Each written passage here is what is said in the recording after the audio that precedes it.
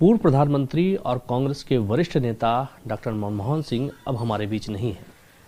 उनके साथ काम कर चुके कई लोग ऐसे हैं जो आज भी हमारे बीच हैं। बात करते हैं, हमारे साथ हरीश रावत जी हैं, उनकी कैबिनेट में शामिल रहे, उनके साथ काफ़ी लंबा वक्त उन्होंने बिताया।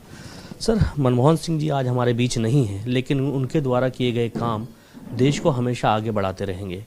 आप उनके साथ कैबिनेट में शामिल थे, कैसा उनका व्यक्तित्व था और काम करने की उनकी जो क्षमता थी वो कैसी थी?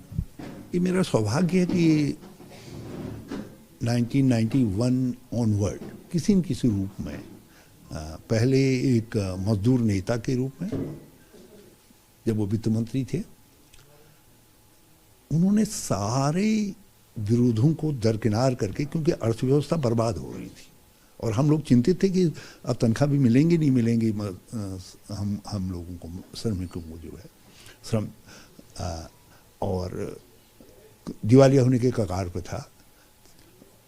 बड़ी साहसिक कदम उठाए और उसका परिणाम ये रहा कि हमारी अर्थव्यवस्था बर्बादी से लौट करके सुधार की तरफ अग्रसर हुई। और जब वो प्रधानमंत्री बने तो उन सुधारों को उन्होंने और आगे बढ़ाया, उसको वैश्विक दृष्टिकोण से आगे बढ़ाया, एक कॉम्पिटिटिव भारत खड़ा करने के दृष्टिकोण से बनाया। और इस लक्ष्य की प्राप्ति के लिए उन्होंने दोनों काम किए कि वैश्वीकरण, अर्थव्यवस्था के उदारीकरण से जो अर्थव्यवस्था में सुधार हो, उसका लाभ गरीब को जाए।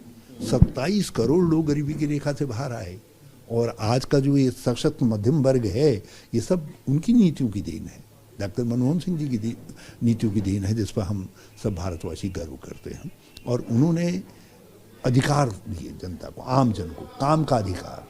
अंदाज लगाइए, 125 करोड़ के देश में काम का अधिकार, भोजन का अधिकार। आज जो ये 2 फ्री वाला राशन दिया जा रहा है, उसी भोजन के अधिकार के तहत तो दिया जा रहा है।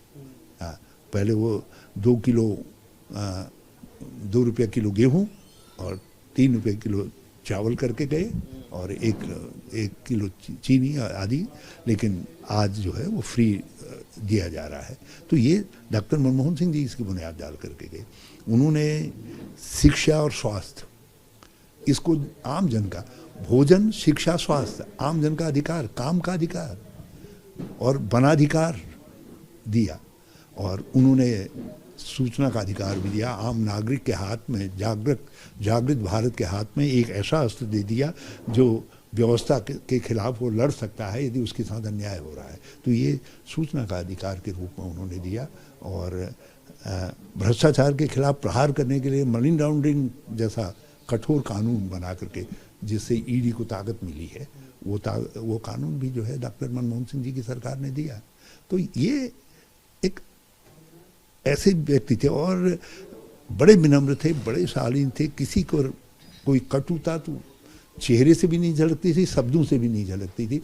उन पर बड़ा आक्रमण हुआ, भ्रष्टाचार आदि आदि को लेकर के उन पर आरोप लगाए गए, लेकिन वो एक शेर कह करके कह देते थे कि भाई तेरे जो लाख आरोप हैं, मेरी एक खामोशी है वो तेरे लाख सवालों का जवाब है करके। तो खामोश कर देते थे अपने विरोधी को जो है। लेकिन जब निर्णय लेने की बात आती थी तो सरकार को दांव लगाने पर भी नहीं चूके। जब हमको तकनीक, उन्होंने महसूस किया कि आर्थिक रूप से तो सक्षम हो जाएगा भारत, लेकिन तकनीक नहीं होगी तो हम कॉम्पिटिटिव इंडिया नहीं बन पाएंगे। प्रतिस्पर्धी भारत बनाने के लिए उन्होंने अपनी सरकार दांव पर लगा दी। अमेरिका के साथ जो न्यूक्लियर डील हुई, उसमें हमारे जो सपोर्ट करने वाले थे, उन्होंने कहा नहीं, हम नहीं करेंगे सपोर्ट, तुम अमेरिका के साथ जा रहे हो, तो अलग हटके। तो ये बहुत ही अद्भुत व्यक्ति थे। उत्तराखंड के लिए उनका प्रेम, मैं और उत्तराखंड हमेशा उनका कृतज्ञ रहेगा। उन्होंने जब आपदा आई केदारनाथ जी की, कैबिनेट कमेटी ऑन केदारनाथ गठित की गई और उन्होंने बिल्कुल क्लियर इंस्ट्रक्शन दिए कि नो वरी, कितना ही पैसा लाओ प्रस्ताव लाओ। और जो पैकेज दिया, आर्थिक पैकेज, उसी से पुनर्निर्माण संभव हो पाया केदारनाथ सहित सारे उत्तराखंड का, और उसी से जो है पुनर्वास का काम हम कर पाए। ये डॉक्टर मनमोहन सिंह जी की देन थी। कुंभ के लिए कितना पैसा दिया, जो सफलता कौन क्या भारत रत्न मांग रहे थे हमारे तत्कालीन मुख्यमंत्री हैं, वो भारत रत्न के असली हकदार उत्तराखंड रत्न के असली हकदार डॉक्टर मनमोहन सिंह जी थे, जिन्होंने जो है बिन मांगे मोती दे दिए। 700 करोड़ से ज़्यादा दिया हरिद्वार के कुंभ के लिए केंद्र सरकार ने। Manmohan Singh ji as chief as PM और एज पर्सनल उनका जो व्यक्तित्व था वो कैसा था, क्योंकि आपने उनके साथ काफ़ी लंबा वक्त बिताया है। वो व्यक्तिगत जीवन में काफ़ी शांत रहते थे और जब वो प्रधानमंत्री के तौर पे काम करते थे तो कैसा आपका अनुभव रहा उनके साथ? अत्यधिक व्यवस्थित प्रधानमंत्री थे।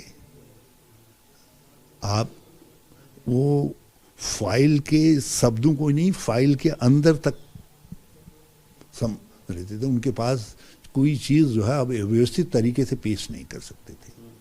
हाँ, और बिल्कुल समय अनुसार निर्णय लेने की उनमें अद्भुत क्षमता थी। कभी ये पता नहीं कैसे इम्प्रेशन बना कि अनिर्णय की स्थिति बनी। कुछ लोग कहते हैं वो हो सकता है कुछ मंत्रियों के स्तर पर रही हो, लेकिन डॉक्टर मनमोहन सिंह जी के स्तर पर कभी भी, और वो पक्ष विपक्ष को आर्थिक दृष्टिकोण से, भारत के दृष्टिकोण से चीज़ों को समझते थे।